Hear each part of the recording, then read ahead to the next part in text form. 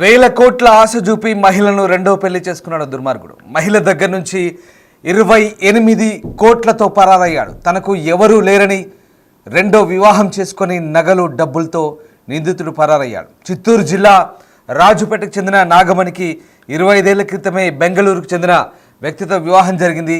15 ఏళ్ల క్రితం రోడ్డు ప్రమాదంలో కొడుకు మృతి చెందాడు.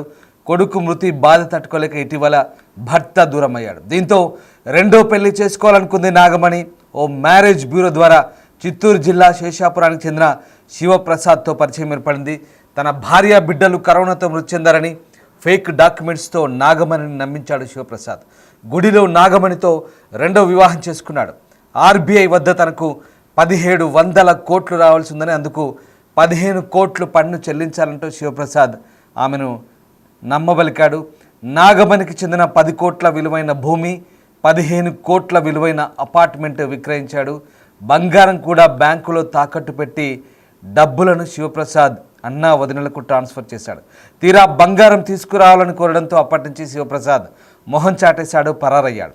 నాగమణి శివప్రసాద్ ఇంటికి రావడంతో భార్య పిల్లలు ఉన్నారని తెలిసి మోసపోయానని గ్రహించి ఒక్కసారిగా షాక్ గురైంది. దీంతో ఎస్పీకి ఫిర్యాదు చేసింది నాగమణి. మీరు చూస్తున్న దృశ్యాలు, నాగమణి తనే మోసపోయిన మహిళ.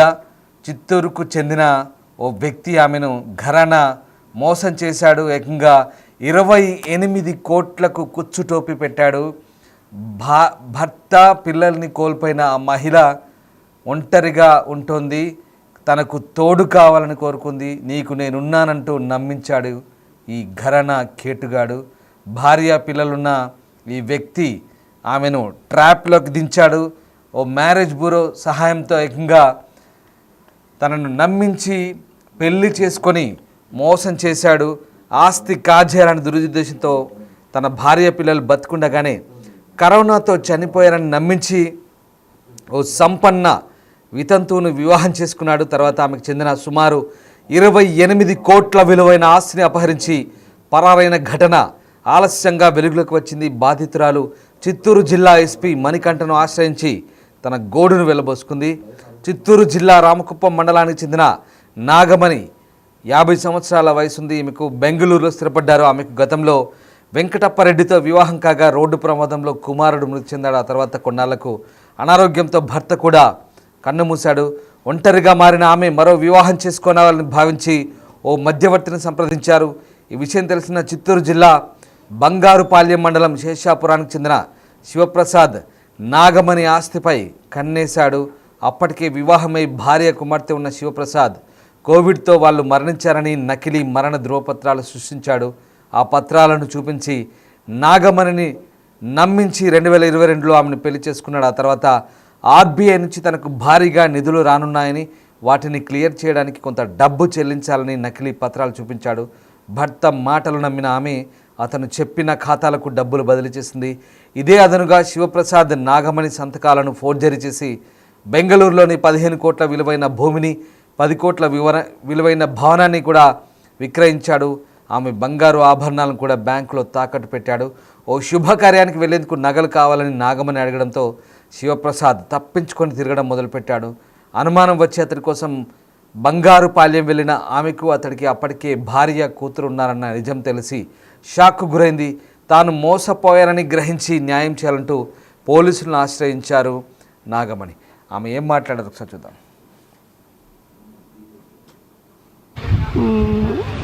ఆ తర్వాత ఎప్పుడు పెళ్ళయింది? 92లోనా? 92లో పిల్లలు ఒక కొడుకు పుట్టిండే. కొడుకు యాక్సిడెంట్లో తీరిపోయా. తర్వాత 2 నెలలకి మా ఆయన చచ్చిపోయారు, వెంకటరెడ్డి అన్న. తర్వాత నేను ఒంటరిగా ఉంటాను అన్నాక నాకే ఒక భర్త కావాలనేసి బ్రోకర్కి చెప్పింటే ఆయన పేరు జమునమ్మ, చిత్తూరు అన్న. వాళ్ళలో తోడుకొని వచ్చింది. అన్నాక ఇట్లా పెండ్లామ బిడ్డలు వండుకొద్దని వాళ్ళకి చెప్పింటి నేను జమునమ్మకి. అన్నాక వాళ్ళు శివప్రసాద్ అనే వ్యక్తిని తోడుకొని వచ్చింది. శేషాపురం అన్న, బంగారుపాలెం మండలము ఆ ఊరన్న. వాళ్ళు తోడుకొని వచ్చి అన్నాక నేను వాళ్ళని అడిగితే నీకు పెళ్ళ బిడ్డలు ఉండారంటే వాళ్ళు లేదు అని చెప్పి, నాకు బిడ్డలు ఉన్నారంటే లేదండ్రి. నాకు సరే అని చెప్పి డెత్ సర్టిఫికేట్ కావాలని దానికి తెచ్చి ఇచ్చారు నాకే. నాకు సరే దాన్ని చూసి నాకు నేను మా వాళ్ళకంతా చెప్పి పెళ్లి చేసుకుంటున్నాను. ఎక్కడ జరిగింది పెళ్లి? ఎప్పుడు జరిగింది?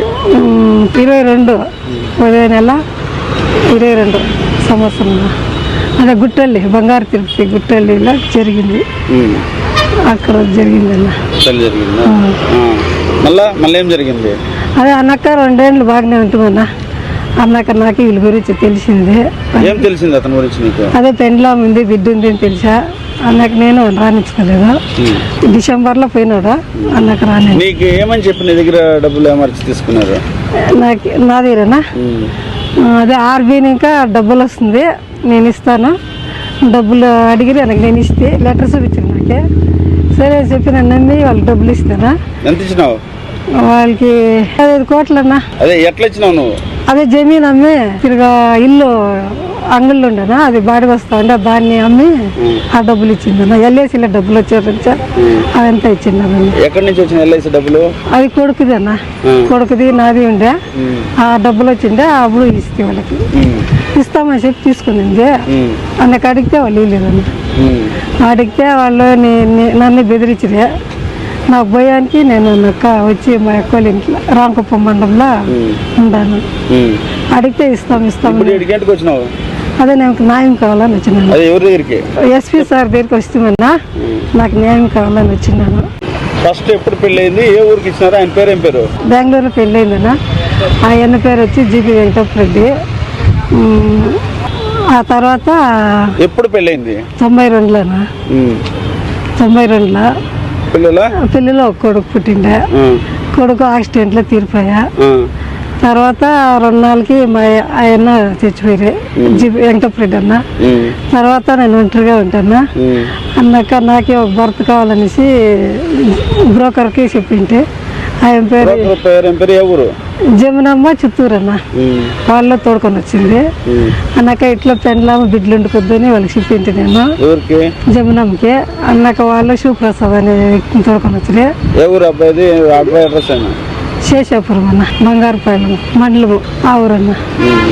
వాళ్ళు తోడుకొని వచ్చింది. అన్నాక నేను వాళ్ళని అడిగితే నీకు పెండ్లామ బిడ్డలు ఉండారంటే వాళ్ళు లేదని చెప్పి, నాకు బిడ్డలు ఉండారంటే లేదండ్రి. నాకు సరే అని చెప్పి డెత్ సర్టిఫికేట్ కావాలని దానికి తెచ్చి ఇచ్చారు నాకే. నాకు సరే దాన్ని చూసి నేను మా వాళ్ళకంతా చెప్పి పెళ్లి చేసుకుంటున్నాను. ఎక్కడ జరిగింది పెళ్లి? ఎప్పుడు జరిగింది? 22 నెల 22 సంవత్సరంలో. అదే గుట్టల్లి, బంగారు తిరుపతి గుట్టల్లిలో జరిగింది. అక్కడ జరిగిందన్న. మళ్ళీ ఏం జరిగింది? అదే అన్నక్క 2 ఏళ్ళు బాగానే ఉంటుందన్న. అన్నాక నాకు వీళ్ళ గురించి తెలిసింది. ఏం తెలిసింది అతని గురించి నీకు? అదే పెండ్లా ఉంది, బిడ్డ ఉంది అని తెలిసా. అన్నకు నేను రాణించుకోలేదు. డిసెంబర్లో పోయినాడు. అన్నకు రాని. నీకు ఏమని చెప్పి నీ దగ్గర డబ్బులు ఏమర్చి తీసుకున్నారు? నా దగ్గరనా అదే ఆర్బీని ఇంకా డబ్బులు వస్తుంది, నేను ఇస్తాను డబ్బులు అడిగిరి. నాకు నేను ఇస్తే లెటర్ చూపించాను నాకే. సరే చెప్పి నన్ను నమ్మి వాళ్ళకి డబ్బులు ఇస్తానా. ఎంత ఇచ్చినావు వాళ్ళకి? 5 కోట్లన్నా. అదే ఎట్లా ఇచ్చినావు నువ్వు? అదే జమీన్ అమ్మి తిరిగా ఇల్లు అంగళ్ళు ఉండనా, అది బాడీ వస్తా ఉండే దాన్ని అమ్మి ఆ డబ్బులు ఇచ్చిందన్న. ఎల్ఐసిలో డబ్బులు వచ్చారంటే అదంతా ఇచ్చిందన్న. ఎక్కడి నుంచి వచ్చిన ఎల్ఐసి డబ్బులు? అది కొడుకుది అన్న, కొడుకుది నాది ఉండే. ఆ డబ్బులు వచ్చిండే అప్పుడు ఇస్తే వాళ్ళకి ఇస్తామని చెప్పి తీసుకుంది. అన్నకు అడిగితే వాళ్ళు ఇవ్వలేదన్న. అడిగితే వాళ్ళు నన్ను బెదిరించరే. నాకు భయానికి నేను అక్క వచ్చి మా అక్కల ఇంట్లో రాంకుప్పం మండలంలో ఉన్నాను. అడిగితే ఇస్తాం. అదే నాకు న్యాయం కావాలని వచ్చినాను. ఎస్పీ సార్ దగ్గరికి వస్తామన్నా, నాకు న్యాయం కావాలని వచ్చినాను. చూసారుగా మహిళను ఎలా నమ్మించాడో కేటుగాడు. ఏకంగా మహిళ ఆస్తిపై, మహిళ సొమ్ముపై కన్నేశాడు.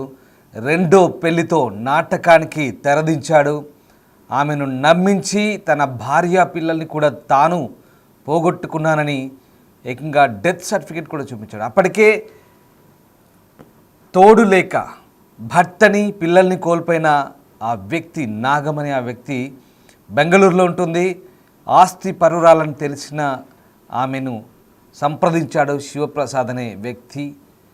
సరిగ్గా ఆమెను నమ్మించి ఇక భార్య పిల్లలు కోవిడ్లో చనిపోయినట్టుగా ఏకంగా సర్టిఫికెట్స్ క్రియేట్ చేసి ఆమెను పెళ్లి చేసుకున్నాడు. 2022లో వీరిద్దరికి కూడా వివాహమైంది.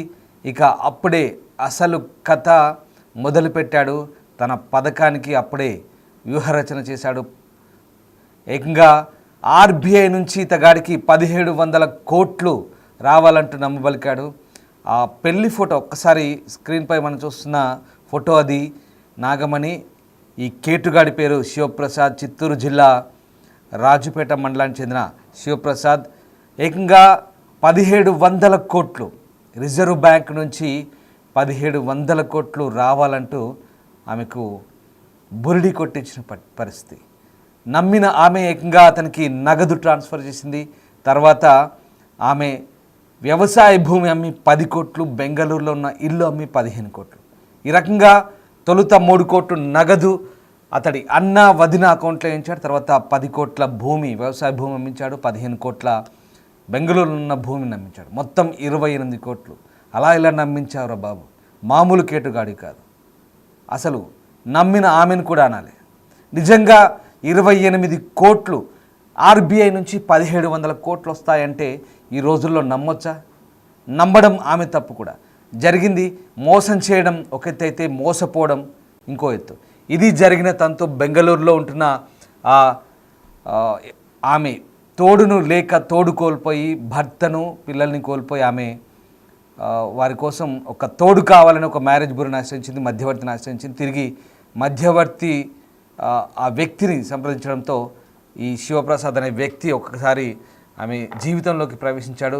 2022లో వివాహం జరిగింది. కానీ సరిగ్గా అప్పుడే ఆమెను నమ్మించి ఆమె ఆస్తిపై కన్నేసిన ఈ వ్యక్తి ఆమెను పూర్తిగా బురిడి కొట్టించాడు. ఆమె ఆస్తినంతా కూడా కాజేసిన పరిస్థితి. తీరా మోసపోయానని గ్రహించిన ఆమె గతేడాది అతను ఇంట్లోంచి పారిపోయాడు. ఆమె ఫంక్షన్కి వెళ్ళాలి, ఆ బంగారు ఆభరణాలు తీసుకురమ్మని చెప్పింది. కానీ ఈ వ్యక్తి బంగారు ఆభరణాలు ఎక్కడో ఉన్నాయంటూ బుకాయించాడు. తిరిగి తప్పించుకు తిరగడం మొదలుపెట్టాడు. ఇక అప్పటి నుంచి ఇంట్లోంచి పారిపోయాడు. దీంతో అనుమానం వచ్చిన ఆమె చిత్తూరు జిల్లాకు వచ్చింది, బంగారుపాలెంకి వచ్చింది. బంగారుపాలెంకి వచ్చినాక తెలిసింది వీడు పెద్ద దండుపాలెం బ్యాచ్గాడని. 28 కోట్లు, ఒకటి కాదు రెండు కాదు, 28 కోట్లు. ఒక్కసారి ఊహించుకోండి ఎంత సొమ్ము. ఏకంగా 3 కోట్ల నగదును ట్రాన్స్ఫర్ చేసింది. ఈ సొమ్మంతా కూడా వాడి అన్న, వదిన, తండ్రి వీళ్ళ పేరుతో ట్రాన్స్ఫర్ చేసుకున్నాడు. భార్య పిల్లలకేమో బెంగళూరులో ఉద్యోగం చేస్తున్నానని నమ్మించాడు. బహుశా వాళ్ళకి సీక్రెట్స్ అన్నీ కూడా తెలిసే ఉంటాయి. మొత్తం మీద వాడి సొంత ఊరికి వెళ్ళిన ఆమెకు పెద్ద షాకే తగిలింది. అతనికి ఆల్రెడీ భార్య పిల్లలన్నట్టుగా విషయం తెలిసి మోసపోయానని గ్రహించి చిత్తూరు ఎస్పీని ఆశ్రయించింది. తర్వాత చిత్తూరు ఎస్పీ ఆ మహిళ ఫిర్యాదుతో కేసు నమోదు చేశాడు. మొత్తం మీద భార్య చనిపోయి పిల్లలు లేని వారు ఎవరైనా ఉంటే చూడమని చిత్తూరుకు చెందిన ఓ మ్యారేజ్ బ్రోకర్ను ఆమె ఆశ్రయించడం. దీంతో మ్యారేజ్ బ్రోకర్ నుంచి వివరాలు తీసుకున్న ఆమె శేషాపురానికి చెందిన ఓ వ్యక్తి ఆమె దగ్గర బాగా డబ్బున్నట్టు తెలుసుకున్నాడు. ఇక ఎలాగైనా సరే ఆమెను పెళ్లి చేసుకున్న ఆ డబ్బును కాజేయాలంటూ ప్లాన్ వేశాడు. అనుకున్నదే తడవుగా ఆమెను నమ్మించి పెళ్లి చేసుకున్నాడు. తర్వాత పూర్తిగా డబ్బంతా కూడా కాజేసి ఆమెను మోసం చేసిన పరిస్థితి. ఉమ్మడి బెంగళూరు రాష్ట్రానికి చెందినటువంటి కర్ణాటక రాష్ట్రం చెందిన బెంగళూరులో ఉంటుంది ఆమె. ఆంధ్రప్రదేశ్ రాష్ట్రం రామకుప్పం మండలం రాజపేటకు చెందిన మహిళ ఆమె. 25 ఏళ్ల క్రితం బెంగళూరు చెందిన వ్యక్తితో వివాహం జరిగింది. పెళ్ళైన కొన్నాళ్లకు వీరిద్దరికీ ఓ పిల్లాడు పుట్టాడు. కానీ దురదృష్టవశాత్తు 15 ఏళ్లకే బాలుడు రోడ్డు ప్రమాదంలో చనిపోయాడు. కుమారుడు కూడా చనిపోయిన కొన్నేళ్లకు ఆమె భర్త కూడా అనారోగ్యం కారణంగా మృతి చెందాడు. భర్త, కొడుకు చనిపోవడంతో ఒంటరిగా మిగిలిన ఆమె ఓ తోడు కోసం చూసింది. ఇది అవకాశంగా భావించిన ఆ వ్యక్తి ఆమెను నమ్మించి నట్టేట ముంచిన పరిస్థితి. రాజపేటకు చెందిన నాగమణికి బెంగళూరు చెందిన వెంకటప్పరెడ్డితో పెళ్ళైంది. అయితే కొడుకును భర్తను కోల్పోయిన ఆమె తోడు కోసం మ్యారేజ్ బ్యూరోను ఆశ్రయించడంతో ఈ వ్యక్తి శివప్రసాద్ అనే వ్యక్తి, శేషాపురానికి చెందిన శివప్రసాద్ అనే వ్యక్తికి ఈ విషయాన్ని చెప్పింది. అప్పటికే అతడికి భార్య, కుమార్తె ఉన్నారు. అయినా నాగమణి ఆస్తిని కాజేయాలనుకున్న అతడు ఈ పన్నాగం పన్నాడు. మొత్తం మీద నకిలీ మరణ ధృవపత్రాలు తయారు చేసి నాగమణి చూపాడు. వాటిని నమ్మడంతో ఆమెను పెళ్లి చేసుకొని ఏకంగా ఆమె దగ్గరున్న సొమ్మంతా కూడా కొట్టేశారు. మనం చూస్తున్న ఆ దృశ్యాలు బాధితురాల దృశ్యాలు, అలాగే ఆ వ్యక్తి ఆ కేటుగాడి దృశ్యాలు చూడండి ఒకసారి. ఫోటోలో ఉన్న వ్యక్తే ఆమెను మోసం చేసిన వ్యక్తి. ఇప్పుడు పోలీసులు దీనిపై కేసు నమోదు చేసి దర్యాప్తు చేస్తున్నారు.